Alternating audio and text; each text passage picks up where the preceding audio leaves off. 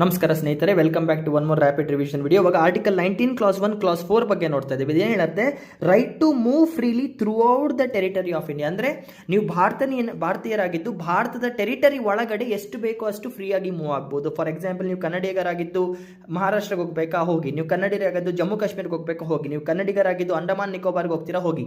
So ಏನಾಗ್ತಿದೆ, ಭಾರತದ territory ಒಳಗೆ ಸಿಟಿಸನ್ಸ್ಗೆ ಫ್ರೀಯಾಗಿ ಮೂವ್ ಆಗುವಂತ ಒಂದು ಫ್ರೀಡಮ್ನ ಕೊಟ್ಟಿದ್ದಾರೆ. But it is not absolute. ಇದರಲ್ಲಿ ಕೂಡ ರೀಸನೇಬಲ್ ರೆಸ್ಟ್ರಿಕ್ಷನ್ಸ್ ನ ಹಾಕಿದ್ದಾರೆ. ಅದು ರೀಸನೇಬಲ್ ರೆಸ್ಟ್ರಿಕ್ಷನ್ ಏನಂದ್ರೆ, ಇನ್ ಕೇಸ್ ಕೆಲವೊಂದು ಕಡೆ ಪಬ್ಲಿಕ್ ಪ್ರೊಟೆಕ್ಷನ್ ಅಥವಾ ಜನರಲ್ ಪಬ್ಲಿಕ್ ಇಂಟ್ರೆಸ್ಟ್ ಮೇಲೆ ನಿಮ್ಮನ್ನ ಹೋಗದಿರೋ ತರ ತಡಿಬಹುದು.